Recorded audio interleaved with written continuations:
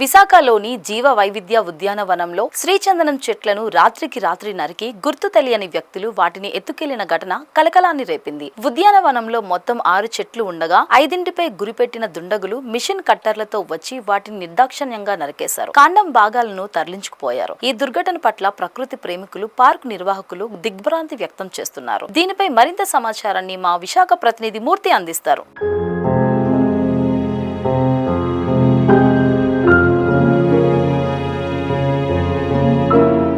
మొత్తం 6 చెట్ల మీద అటెంప్ట్ చేశారు. 2ంటికి ట్రై చేశారు, అవ్వలేదు. బట్ 3ంటికి మాత్రం స్టంప్స్ తీసుకున్నారు. ఇలాగా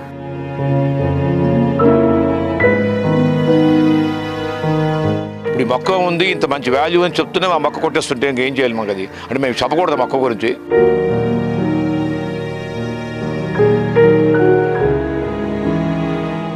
డబ్బులు వస్తే చాలు అన్నట్టుగా చూసుకుంటున్నారు, కానీ దేన్ని మనం డ్యామేజ్ చేస్తున్నాం అన్నది ఎవరికి కూడా తెలియట్లేదు.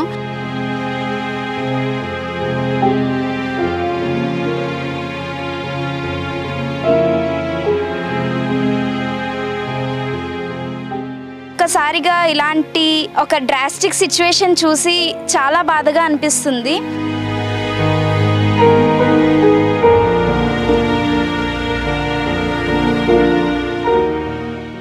ఒక కొడుకుని లేదా కూతుర్ని కోల్పోయినంత బాధగా అనిపిస్తుంది.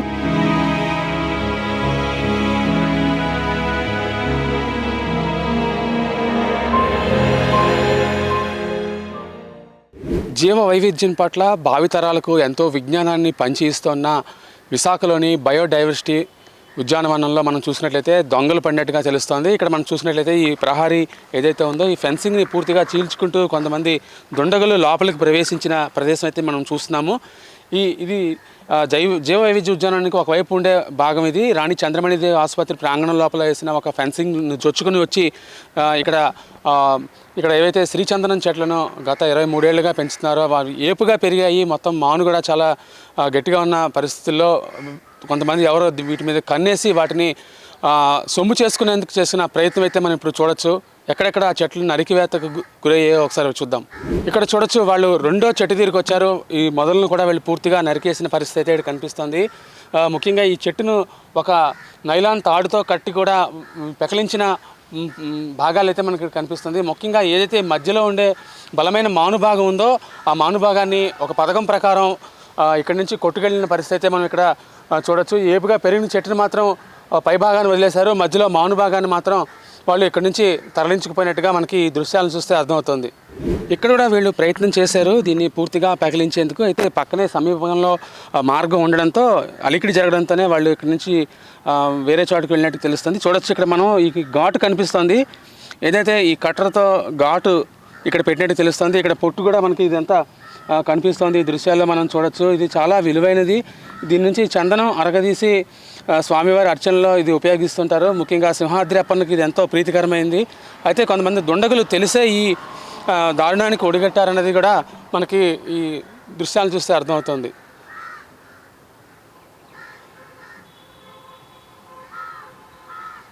ఇక్కడ మనం చూడొచ్చు, వాళ్ళు లోపలికి ప్రవేశించిన తర్వాత కనిపించిన ఈ శ్రీచందనం చెట్టుని మొదల్లో ఇక్కడే నరికే ప్రయత్నం చేశారు. పూర్తిగా మిషన్ తీసుకొచ్చి త్వరితగతిన పని పూర్తి చేసి మానుని పట్టుకెళ్ళిపోదామనే ఒక ప్రయత్నం అయితే జరిగింది. అయితే కొంతమంది అలికిడి చేయడంతో ఇక్కడ నుంచి వీళ్ళు ఇంకొక చోటుకు వెళ్ళి అక్కడ ఉండే శ్రీగంధం చెట్టుని నరికేసే ప్రయత్నం చేశారు. మొత్తం ఇక్కడ చూడొచ్చు, ఫస్ట్ ఐటమ్ ఇక్కడ చేయనట్టుగా మనకి ఇక్కడ ఆధారాలను బట్టి తెలుస్తుంది.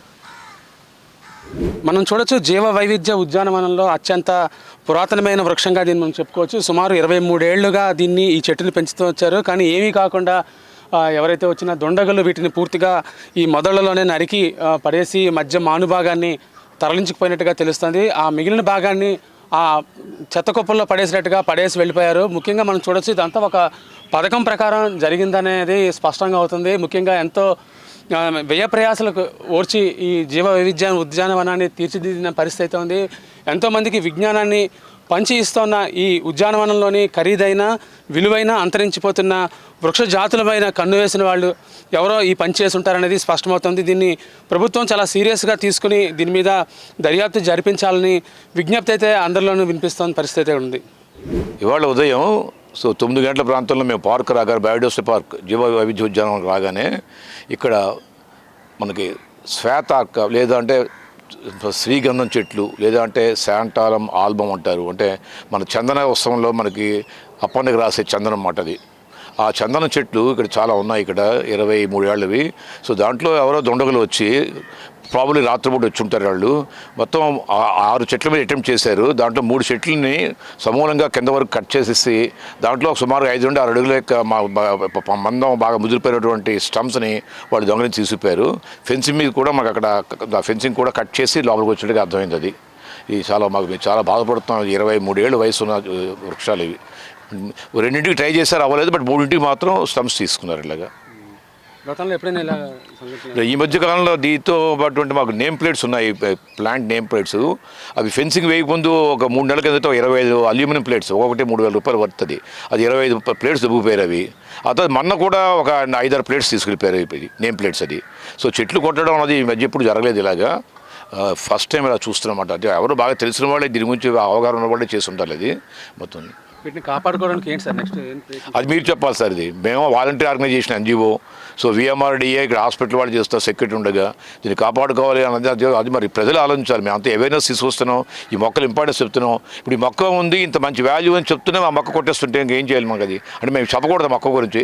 ఇప్పుడు ఈ మధ్య అంటే తెలుగులో కూడా రాయంటారు, ఇంగ్లీష్ రాస్తేనే వాటి ఇంపార్టెన్స్ అర్థమైపోతుంది. సో తెలుగులో ఇంపార్టెంట్, ఎందుకంటే అన్ని అరుదైన మొక్కలు ఇక్కడ ఉంటున్నాయండి. ఇలాగా మొత్తం 300 రకాల అంతరించిపోతున్న అరుదైన మొక్కలు, ప్రపంచం అంతా తిరిగిన మొక్కలన్నీ ఇక్కడ ఉన్నాయి ఇలాగా.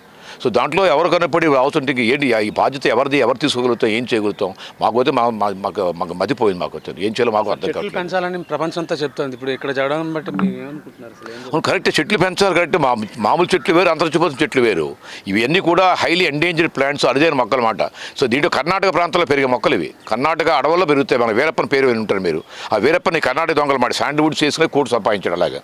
సో అలాంటి అది కష్టంగా మనం ఇక్కడ తెచ్చి 23 ఏళ్ళు పెంచిన తర్వాత వాటి తీసుకుపోతే మనకి ఏంటి ఏ లెవెల్కి మనం పిల్లలకి కానీ ప్రజలకు కానీ విజ్ఞానం పంచగలుగుతాం? ఆ పంచడంలో వచ్చే లాభం అంటే సెక్యూరిటీ ప్రాబ్లమ్, సెక్యూరిటీ ల్యాబ్స్ ఇక్కడ ఇప్పుడు మాకు అర్థం కాదు. ఎంతగా ఇట్లా 3 ఎకరాల సెక్యూరిటీ ఎంతవరకు ఇవ్వగలుగుతాం ఏంటో. అది మరి ప్రభుత్వం వాళ్ళు కూడా, ప్రభుత్వ పరంగాను హాస్పిటల్ వాళ్ళు వాళ్ళు కూడా ఆలోచించాలి. అది మాది చిన్న ఆర్గనైజేషన్ మధ్య NGO.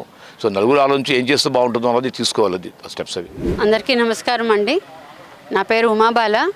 బయోడైవర్సిటీ పార్క్లో జాయింట్ సెక్రటరీగాను మరియు అకాడమిక్ కోఆర్డినేటర్గా ఉన్నాను. వాలంటరీ సర్వీసెస్ ఇక్కడ అందిస్తున్నాం మేము. ఈ బయోడైవర్సిటీ పార్క్ అనేది ఒక NGO. ఇది ఈ మధ్యకాలంలో మంచి రికగ్నిషన్ వచ్చింది. దీనికి నేషనల్ అండ్ ఇంటర్నేషనల్ రికగ్నిషన్ వచ్చింది. టూరిస్టులు మనకి బయట నుంచి వస్తున్నారు, అన్ని స్టేట్స్ నుంచి, మన కంట్రీలో ఉన్న అన్ని స్టేట్స్ నుంచి కూడా వస్తున్నారు. స్టూడెంట్స్ వస్తారు ఇక్కడ విజిట్ కోసం అని చెప్పి. కాలేజ్ స్టూడెంట్స్ ఇంటర్న్షిప్స్ చేయడానికి వస్తారు. ఇంత వాల్యూ ఉన్నటువంటి, అకాడమిక్ వాల్యూ ఉన్నటువంటి ఈ పార్కులో నిన్న రాత్రి అంటే 8వ తారీఖు రాత్రి ఈ శ్రీగంధం చెట్లని కొట్టేసి తీసుకుని వెళ్ళిపోవడం జరిగింది. శ్రీగంధం చెట్లు అన్నవి ఎండేంజర్డ్ ట్రీస్. అసలు మనకి ఎక్కడాగా కనపడవు ఇవి. ప్రత్యేకంగా పిల్లలకి చూపించడం కోసం అని చెప్పి వీటిని గత 20 సంవత్సరాలుగా ఈ పార్క్ ఎప్పుడైతే స్థాపించబడిందో అప్పటి నుంచి కూడా ఈ చెట్లని ఇక్కడ సంరక్షించడం జరుగుతున్నది. అలాంటి చెట్లని డబ్బుల కోసం అని చెప్పేసి కొట్టేసి తీసుకుని వెళ్ళడం అన్నది చాలా బాధాకరంగా అనిపిస్తున్నది. డబ్బులు అని వాళ్ళు అనుకుంటున్నారు, బట్ స్పీషీస్ లాస్ అన్నది ఏంటి అన్నది దాని వాల్యూ తెలిసిన వాళ్ళకి ఇంకా బాధ అనిపిస్తుంది. ఇది చేయడం అన్నది చాలా బాధాకరమైనటువంటి విషయము. ఇలాంటివి జరగకూడదు.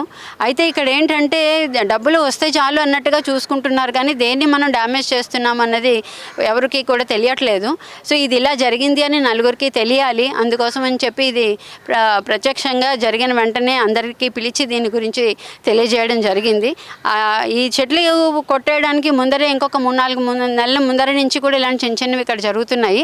అల్యూమినియం నేమ్ ప్లేట్స్ ఇక్కడ చూస్తున్నారు కదా, ప్రతి మొక్కకి ఒక నేమ్ ప్లేట్ పెట్టి ఉంచుతాము. అలాంటి నేమ్ ప్లేట్స్ని కూడా పట్టుకుని వెళ్ళిపోయి చిల్లర దొంగతనాలు చేసేవాళ్ళు పట్టుకుని వెళ్ళిపోయి అమ్మేసుకోవడం జరిగింది. సరే, మరి ఫెన్సింగ్ అది ఏమీ లేదు కాబట్టి మేము మరి ఇంకేమీ చేయలేకపోయాము, నిస్సహాయాలుగా ఉండిపోయాం. అయితే ఇప్పుడు ఫెన్సింగ్ వచ్చింది, ఇక్కడ VMRDA దగ్గర నుంచి రికగ్నిషన్ వచ్చింది, బాగుంది పార్కు అన్నటువంటి పరిస్థితుల్లో ఇలాంటి దొంగతనం జరగడం అన్నది చాలా బాధాకరమైన విషయం. ఇలాంటివి మళ్ళీ జరగకుండా కూడా ఉండాలి. గవర్నమెంట్ కానీ లేదా అథారిటీస్ ఎవరైతే ఉన్నారో వాళ్ళందరూ కూడా ముందరకు వచ్చి ఈ రకమైనటువంటి ఎడ్యుకేషనల్ సిగ్నిఫికెన్స్ ఉన్నటువంటి ఈ పార్క్ని సంరక్షించాలి, మాకు సాయం పడాలి అని చెప్పేసి మిమ్మల్ని అందరినీ కోరుకుంటున్నాం. నేను ముందు చైతన్య కాలేజ్లో ఇంటర్న్షిప్ చేసినప్పుడు ఇక్కడ ఇంటర్న్షిప్ చేయడానికనే వచ్చాను. అలాగే ఇప్పుడు మళ్ళీ నాకు ఈ ఎడ్యుకేషనల్ వాల్యూస్ అన్నీ కూడా నాకు నచ్చి, ఈ పార్క్లో ఉన్న రిసోర్సెస్ అన్నీ కూడా నచ్చి నేను మళ్ళీ ఇక్కడ ఆంధ్ర యూనివర్సిటీలో ఎంఎస్సి చేస్తూ ప్రాజెక్ట్ చేయడానికని ఇక్కడికి వచ్చాను. నాకు మార్నింగ్ వచ్చినప్పుడు ఇది చూసి చాలా బాధగా అనిపించింది. ఎందుకంటే మాకు ఉన్న కొంత కనెక్షన్కి ఇంతగా బాధగా అనిపిస్తుంది. మరి సార్, ఈ చెట్లు అసలు చాలా అంతరించిపోవడానికి రెడీగా ఉన్నాయి. ఇలాంటివి ఈ అరుదైన మొక్కలు మన దేశంలో కూడా చాలా తక్కువ ప్లేసెస్లో ఉన్నాయి. కర్ణాటకలో దొరికే ఆ మొక్కల్ని ఇక్కడికి తీసుకొచ్చి ఇన్ని సంవత్సరాలుగా వాటిని పెంచి పోషించి వాటిని అంత మంచిగా పెంచిన తర్వాత ఒక్కసారిగా ఇలాంటి ఒక డ్రాస్టిక్ సిచ్యువేషన్ చూసి చాలా బాధగా అనిపిస్తుంది. అలాంటిది ఇంకా సార్ ఇంకా చాలా బాధపడతారు. ఎందుకంటే అది అతను తన పిల్లల్లాగా దీన్ని పెంచారు. ఆ కనెక్షన్ అనేది మేము చూసాము ఇన్ని డేస్లోని. ఒక కొడుకుని లేదా కూతుర్ని కోల్పోయినంత బాధగా అనిపిస్తుంది. దాన్ని దయచేసి ఈ అథారిటీస్, గవర్నమెంట్ ఇంకా అందరూ కూడా అర్థం చేసుకొని దీని యొక్క ఇంపార్టెన్స్ని తెలుసుకొని, ఇది ఒక living laboratory and gene bank ఇది. అలాంటి దీన్ని స్పాయిల్ చేయాలి అనుకున్న వాళ్ళ మీద స్ట్రిక్ట్ యాక్షన్ తీసుకోవాలని మేము అందరినీ కోరుకుంటున్నాం. ఇంటర్న్షిప్లో ఉన్నామండి.